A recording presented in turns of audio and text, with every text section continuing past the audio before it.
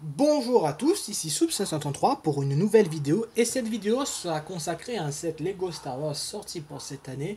Il s'agit de celui-ci, le chasseur A-Wing, un set de la trilogie originale, sorti en 2013 pour un coût de 26,99 €. Donc voilà, commençons par décrire la boîte avant de parler du set. La boîte qui est d'une couleur verte avec le logo Yoda, le logo qui sera utilisé pour tous les produits Star Wars de 2013. Qu'est-ce qu'on constate? Nous allons donc recevoir le chasseur A-Wing et aussi trois personnages que voici, que voilà. Il s'agit du pilote A-Wing, du personnage Han Solo et de l'amiral Akbar. Trois belles figurines pour ma part. Ici, on revoit les figurines. Et ici, à l'arrière, comme d'habitude, c'est la meilleure partie pour moi dans une boîte Star Wars. Plutôt une boîte Lego, pardon. L'arrière, afin de vous montrer tout simplement les différents plans. Donc, ici, nous allons commencer par ce plan-là, qui vous montre les différentes fonctions, donc train d'atterrissage, cockpit qui ouvre, moteur qu'on peut enlever et flic missile. Les trois personnages qui font des activités et l'admiral Akbar qui a rien d'autre à faire que de boire un café pendant que les autres travaillent, ce qui est plutôt ironique vu que c'est pas si loin de la vérité, quoi. Ensuite, une scène où nous voyons le A-Wing qui rentre du vaisseau qui a détruit aussi l'étoile noire. Enfin, la seconde étoile noire que vous avez vue dans l'épisode 6. Même si pour ma part, hein, pour ceux qui ont vu le film, bah, c'est pas du tout respecté. Mais bon, c'est du Lego, on commence à avoir l'habitude.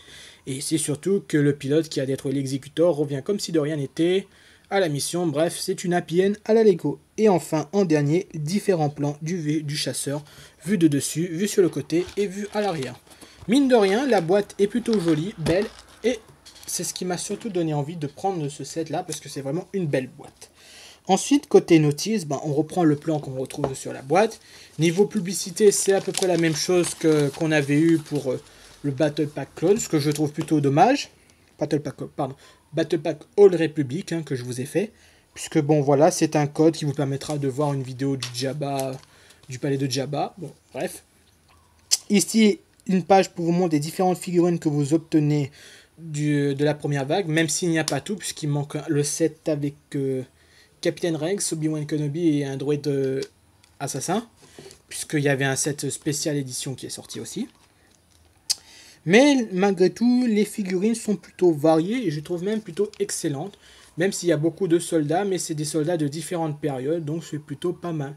Même si je suis pas très Clone Wars, je trouve que les soldats de la 501e sont plutôt pas mal. Et ça me donnerait presque envie d'acheter le petit AT-RT qui est sorti. Et enfin, rien d'autre, le club. Et une bonne grosse gagne, hein, qui est souvent la tête que vous allez faire quand vous recevez un set Lego. Donc voilà, ça c'est fait. Maintenant, on va parler des figurines. Donc je mets en position.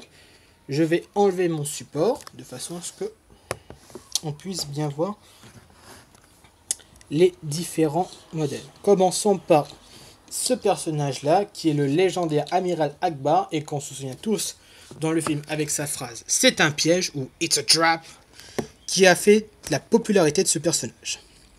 Donc un autofocus, voilà, comme vous pouvez voir, le personnage est plutôt simple et respecte dans l'ensemble celui qu'on a vu dans le film.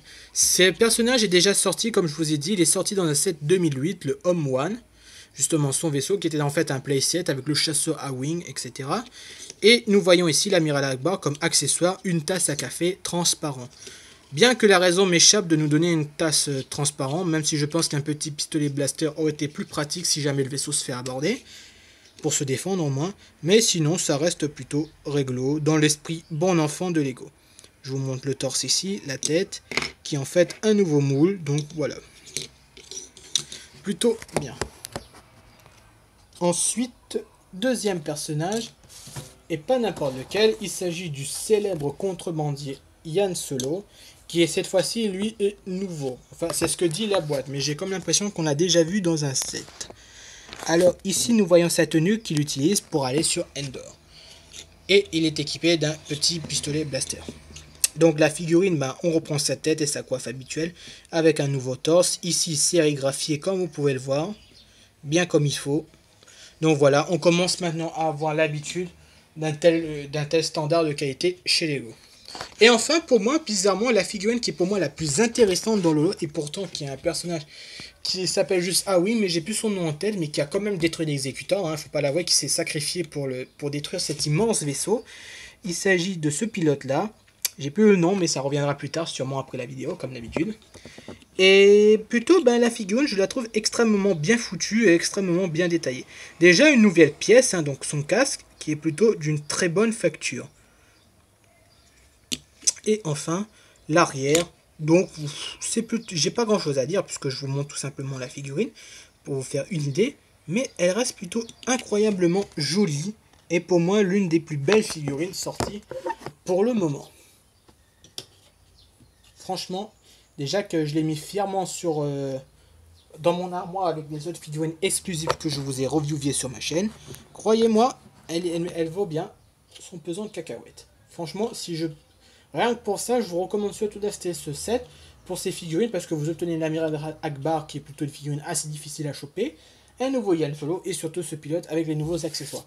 D'ailleurs, en parlant des pilotes, vous avez aussi des nouveaux pilotes comme le B-Wing et Endor qui est le nouveau set planète sorti. Donc voilà, maintenant continuons et maintenant nous allons parler du vaisseau A-Wing. Donc il y a plusieurs cas d'école. Si vous possédez déjà des chasseurs A-Wing des précédentes versions, vous allez me dire que finalement vous n'avez pas trop intérêt à acheter ce vaisseau si ce n'est que les figurines sont plutôt intéressantes. Pourtant malgré tout ce vaisseau a quand même quelques qualités mais aussi quelques défauts que je vais vous montrer. Pour ma part je suis possession du A-Wing de 2006, je n'ai tout simplement pas celui de 2001 ni celui qui était dans le Home One sorti en 2008. Donc pour moi, c'est plutôt une bonne affaire, c'est-à-dire 2013, soit 7 ans après un nouvel A-Wing. Donc voilà, ça m'intéresse. Donc décrivons donc ce chasseur. Donc comme vous pouvez voir, les canons, donc comparé à la version de 2006, donc de nouveaux canons qui est utilisé pour des flics missiles. Flics missiles que je trouve un petit peu daubés, comme vous pouvez le voir. Les pièces, voilà, je trouve que c'est assez déséquilibré, ça part très vite. C'est pas très pratique pour ceux qui jouent avec. Sinon, en dessous, comme vous pouvez voir, c'est un peu moche, mais ça montre surtout un train d'atterrissage, pardon, chose qui manquait terriblement en 2006 et que finalement nous possédons enfin. L'arrière est plutôt assez semblable, si ce n'est que ceci est complètement nouveau. Et les réacteurs, ce genre de pièces, ben, j'ai déjà vu, donc pour moi, ce n'est pas nouveau. Ni les couleurs. Ensuite, par contre, si comme moi, vous êtes allergique aux stickers, ben, vous avez tout simplement pas de chance parce que ce modèle, il a beaucoup de stickers. Oh oui, mon coco, tu vas voir. Donc, on va commencer sur le côté. Ici, vous avez donc des stickers. Comme vous pouvez le voir, j'ai fait de mon mieux pour poser. Mais je trouve franchement cette idée de sticker ultra chiant. Surtout pour la partie avant que j'ai essayé de faire du mieux que j'ai pu. Qui est pas du tout aligné, qui est complètement moche. Et en plus ici qui est un peu mal mis. Donc voilà. Et là comme vous pouvez le voir, le petit missile il est parti tout seul. Donc pas très pratique. Ici aussi, donc voilà, des gars. Donc voilà, comme vous pouvez voir, les stickers, faut vraiment bien les poser ou avoir une patience d'ange. Généralement, moi, j'évite de poser des stickers, mais bon, après, je me suis dit, un set pour la review, ça doit être le plus complet possible. Ben voilà, j'ai mis les stickers. D'ailleurs, croyez-le ou non, mais ces stickers-là, ceux sur le cockpit, vont être assez chiants à mettre. Celui-là est plutôt facile. Et enfin, j'ouvre le cockpit. Vous savez que vous pouvez tout simplement voir le poste de pilotage. Et ici aussi, c'est un sticker. Je trouve ça dommage parce que le modèle 2006, lui, avec un poste de tir. Et en plus, la pièce était sérigraphiée. Là, je ne comprends pas pourquoi il faut mettre un sticker. Je trouve ça ennuyant. Pénalisant même surtout. Donc, je vais mettre le personnage pour vous montrer que le personnage, bah, ça se met tranquillement, hein, comme d'habitude, à semi-allongé pour que le personnage entre directement. Ici, autre fonction que je trouve un petit peu naze comparé à celui de 2006, puisque ça, on vous retire le moteur, alors que celui de 2006, il avait un coffre caché qui vous permettait de mettre un conteneur, ce qui était pour moi très sympathique, et surtout une pièce beaucoup plus intéressante que ceci. Donc voilà, flic missile, et aussi à la différence du précédent, les canons, bah, c'est fixé droit, vous ne pouvez pas les pivoter, pour moi encore une déception.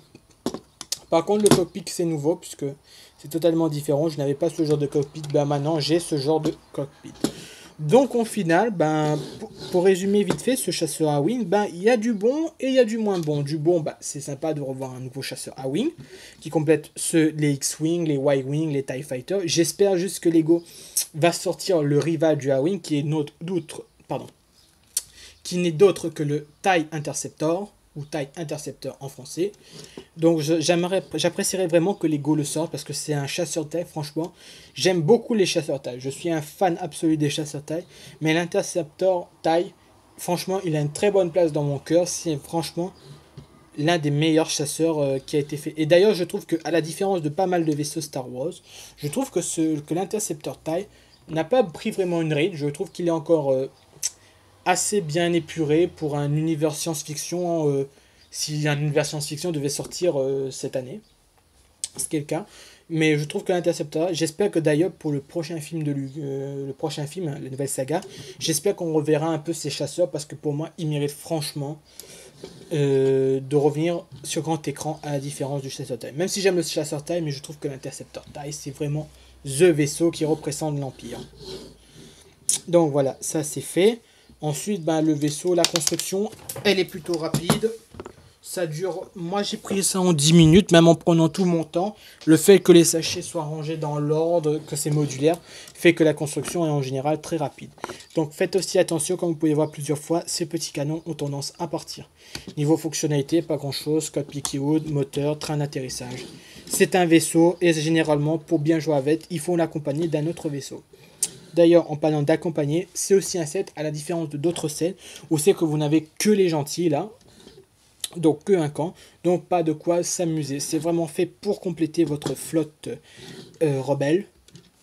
Bon voilà, donc est-ce que je vous recommande ce set? Je recommande vraiment ce set déjà pour ceux qui n'ont aucun set Star Wars, qui n'ont tout simplement pas eu de chasseur Aoi pour leur collection, parce que pour moi franchement le choix des figurines est plutôt bon, le pilote est très sympa, l'amiral Akbar est aussi très cool à avoir, et Yann Solo, voilà quoi, que des personnages plutôt bons. Au lieu de nous donner un astromech débile, encore une fois, là, Lego n'est pas tombé dans le piège.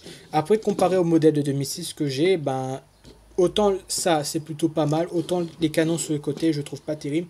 Et surtout, ce que je trouve dommage, c'est qu'à la différence, on avait un petit véhicule de maintenance, ce qu'on trouve pas, malheureusement, dans cette boîte. Ce qui fait que vous n'obtenez que le vaisseau, mais vous n'avez pas un petit véhicule d'entretien, etc. Ce qui est pour moi dommage. Parce que le précédent A-Wing avait ça. Donc voilà. Sinon, 3 figurines, un vaisseau, 26,99 €. Si je ne dis pas de bêtises, normalement c'est ce prix-là sur le shop. Vérifiez de toute façon. Donc voilà le set dans son ensemble, avec les personnages ici présents. Franchement, l'amiral Akbar et le pilote, franchement le choix des figurines est plutôt bon. Lego n'est pas tombé dans le piège de nous mettre un personnage plutôt inutile. Je veux dire, par exemple, comparé, c'est pas que c'est inutile, mais par exemple, le Gungan Sub, je sais bien que la figurine de Padmé Amidala était très attendue, mais je trouve que ce genre de figurine, voilà, si Lego savait très bien que ce set allait se vendre juste pour une figurine, enfin, qui n'allait pas se vendre et que cette figurine allait faire en sorte que ça se vend, autant mettre ce personnage-là dans un truc qui correspond très bien. Par exemple, j'aurais bien voulu un set embuscade de Tid où c'est que Qui-Gon Jinn et Obi-Wan interviennent pour sauver la reine, tout ça. Donc voilà, un set qui est plus adapté. Tandis que là, par exemple, là, même si l'amiral Akbar ne pilote pas le vaisseau, tout ça, ni un Yann Solo, au moins il y a une certaine crédibilité. Je veux te dire, là, ils sont dans le vaisseau Homme 1. Ici, tu as le commandant du vaisseau, l'un des héros qui se prépare à aller sur Endor pour la mission, et le pilote du vaisseau. Je veux te dire, au moins, ça respecte la thématique de la scène, quoi. Tandis que là, par exemple, pour le Gungansu, même si vous avez Qui-Gon, Obi-Wan et Jar Jar Binks, ben là, le fait que Padmé Amidala soit là, je trouve que voilà, c'est vraiment pour moi totalement useless. Tandis que là, au moins, les personnages sont assez crédibles. C'est Endor, les personnages Endor sont là. Voilà, quoi. Du moins, côté gentil.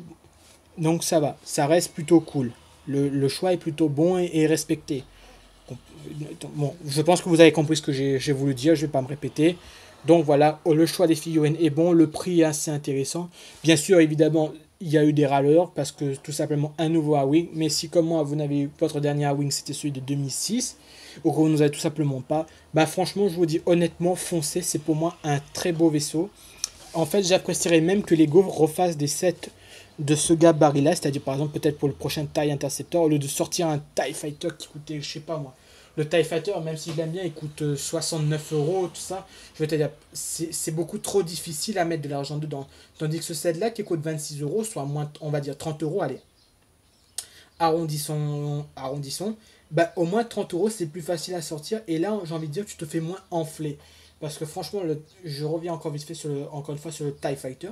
Il est beau, il est sympa, mais je trouve qu'ils ont mis trop de pièces. Pour moi, le TIE Fighter, c'est un chasseur qui doit se fabriquer rapidement, qui, comme vous voyez dans le film, bon, il se détruit facilement. Mais bon, ça c'est parce que dans le film, il faut que les gentils gagnent. Mais sinon, tous ceux qui ont joué à TIE Fighter X-Wing me comprendront qu'en fait, le TIE Fighter, il a rien à envier.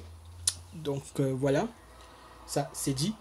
Et voilà quoi, je vais te dire, au moins là ça respecte, c'est un chasseur à win, il n'y a pas besoin de faire un gros truc vaisseau plein de pièces. Donc voilà, c'est plutôt, je crois qu'il y a juste une 200 et quelques pièces, voilà. Donc voilà, tu fais un petit vaisseau tranquille qui a la bonne taille, qui n'a pas besoin d'avoir 600 pièces pour faire un gros affaire inutile. Par exemple, moi je trouve ça dommage, le chasseur taille pour moi aurait dû être vendu à 39 euros. Ça aurait été à ce prix-là que j'aurais pris, mais là, 60 euros, je suis désolé. Et ici, à La Réunion, ça coûte 85 euros. Donc je vous laisse faire le calcul. Donc le TIE Fighter, pas terrible, tandis qu'un vaisseau comme le A-Wing à ce prix-là, bah, c'est plus intéressant et le choix des figurines est plutôt bon. Et respecte la thématique, à la différence de nombreux sets, que finalement une figurine qui est mise là-dedans juste pour booster les ventes et qui n'a surtout rien à voir avec la scène en question. Donc voilà, c'était une conclusion, aussi un petit blabla pour donner mon avis sur la politique un peu des figurines qu'on met comme ça, etc. Comme vous pouvez le voir, même si ça n'a pas trop à voir grand chose avec la review et je le consacre. Sur ce, je vais vous laisser et je vous dis à la prochaine pour une nouvelle vidéo, toujours pleine de surprises, pleine d'une bonne humeur et de Lego. Voilà, voilà, je vous remercie d'avoir regardé ma vidéo. N'hésitez pas à me donner votre avis, hein. Moi de temps en temps je lis, mais c'est plutôt pour le Zerkia, tout ça, ça fait plaisir.